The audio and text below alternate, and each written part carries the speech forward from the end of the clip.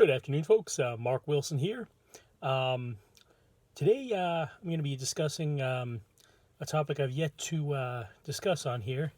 I've recently been employed by the post office, and yesterday was my LLV training. And if you're not familiar with the Grumman LLV, picture driving around a shopping cart with your head wrapped in, completely enshrouded in cling film. It's like you're driving in a bubble, but they're cool little vehicles. I've always wanted to drive one, so yesterday was pretty exciting. I spent about 4 hours driving around in a sort of an obstacle course where there were hypothetical alleyways, loading docks, I guess, and then you pull around and there's different scenarios of the mailboxes, so you've got one you can just drive right up. There was another one you could, had to like drive around an object, could be a car, kid, or whatever. So you had to drive around and then sort of nose in. And another one you had to pull up to, and then. So my biggest advice in the LLV training. Well, first let me preface this by saying that you will pass. Okay, during the orientation they make it. They really try to. Make it more dramatic than it really is. That if you don't pass LLV test, you're gonna fail, and you're gonna have to reapply. As a non-driving position, as a clerk or a mail sorter or whatever, and you'll pass. I asked. I think they're just. I don't want to say it's hyperbole. They're just trying to make it. Make sure you don't do something stupid in there. And I asked the LLV, I don't know, coordinator, whoever the safety trainer, and they told me, because I asked, just curious, how many people go through here and fail the LLV training? And I was told that it was like out of over 3,000 people they sent through the course last year, there were 20 that failed. So you have to do something pretty egregious. They actually told me a story of one guy that. Got stoned in his car during the break, and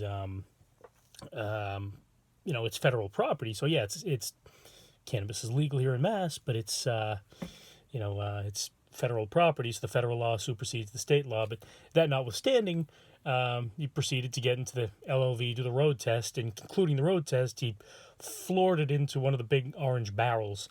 And I have no idea why.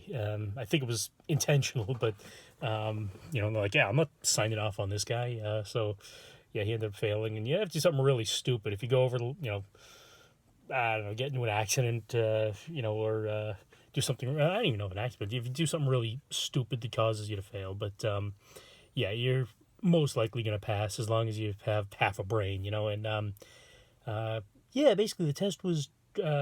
Driving around for about 4 hours within the cones on it was like a 10-minute loop. And my biggest advice is remember always there's a handbrake next to the steering wheel, and you always pull that.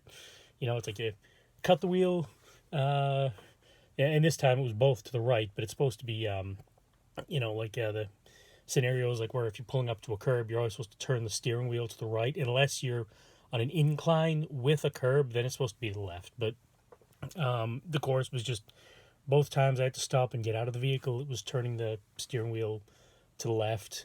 So you do that. It's a number of steps, and I always had the headlights on, which you're supposed to do. So I'd always just shut the headlights off too. I don't think you have to shut them off, but so I'd always shut the headlights off, turn the wheel to the right, put the vehicle up in park, pull the handbrake, and take the keys with you, because these are scenarios where okay, if you're pulling up to a house or something, you're always, every time you're not in the seat, you're supposed to take the keys out of the ignition, shut the door, lock it, and take the key with you, and then if you're going to be gone, like for say a loop around where you park it and then carry the mail around a neighborhood, you're supposed to check the LLV afterwards to make sure that there's no damage. Someone didn't knock off your mirror or scrape it or whatever. The LLVs are interesting little vehicles. They made them from 1987 to 19 '94, and you know what the year it is. The one I drove, I believe, was a '91, and the first number on the serial number on the upper left hand side is going to be anywhere from a 7 to a 4, indicating whether it was an 87 or a 94. There was an 87, actually. The trainee that was, there were two of us that got trained simultaneously, and she had an 87, like a first year LLV, but they're based on a Chevy S10 chassis, a shortened S10 chassis with a Chevette TH180 transmission. They're made by Grumman. It's all aluminum. Now Grumman actually made airplanes, as well as step vans and all kinds of things. But it had a Chrysler ignition. It had the Y149 key blank, which is a Chrysler key. So yeah, it's kind of a Frankenstein of vehicles, but they're cool little tricks. I've always wanted to drive one. I was ecstatic. And yeah, another trick is when you're pulling up to an intersection, if there's a road that comes in an angle, you're not going to be able to see that because you're basically driving a cargo van, for lack of better words, with the big window. But if you can't see something coming from behind you, you hug the right side of the road as close to the right as you can, and then at the stop sign, you cut the wheel really hard to the left, and then just roll out a little bit until you can see the road. Otherwise, you won't know if there's someone that's about to hit you. So, and on the road test, it was a piece of cake. And in fact, when we got to one of those roads, there was a ProMaster in front of me, and he actually he did that. He pulled up, even though he didn't need to. He was on the left side, but he cut the wheels and then pulled up a little just to remind me, oh yeah, I have to do that, And but yeah, the road test itself is about probably about 35, 40 minutes long, and it really, that scared the crap out of me, but at first, I was anxious leading up to it, but it was piece of cake. It was just cruising along, at first, there was just big open roads, nothing to crash into. Went over to the Fish Pier in Boston, turned around, and then it got progressively more difficult the more accustomed you became to the vehicle. So toward the end, after I've been driving it for 20, 25, whatever minutes, I ended up in I don't know, I think I was in Dorchester or something, but it was like a residential area that was a little tighter with cars parked on the edge. And then, we're in the business district where it had 2 lanes each way and cars double parked, and it was much more nerve-wracking. But by then you've been driving it for half an hour and you're like, oh yeah, I've got this, and another piece of advice I'd like to pass along is hug the right-hand side and always check your mirrors, because they actually beeped the guy behind me. They were driving ProMaster vans. It was one in front of me, one behind me, and I was following by myself in the LLV. And the guy behind me actually beeped at me once because, I was getting kind of close to the left to the median, and, because it was 1 lane each way, so to the double solids.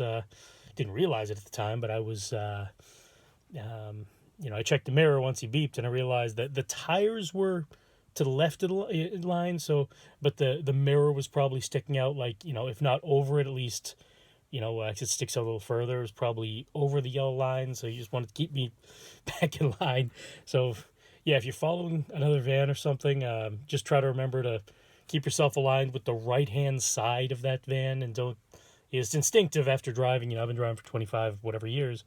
To, you're following someone. Oh, you try to follow them on the left. And you don't do that because you have right hand control. So it's it took a little bit of you really had to remember.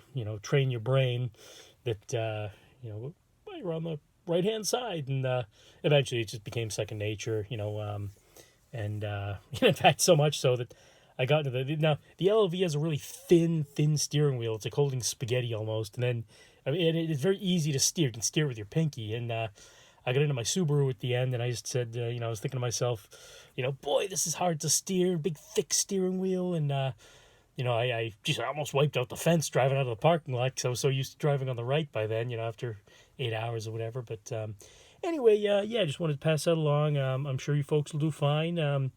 Stay tuned for more videos. Good night and good luck.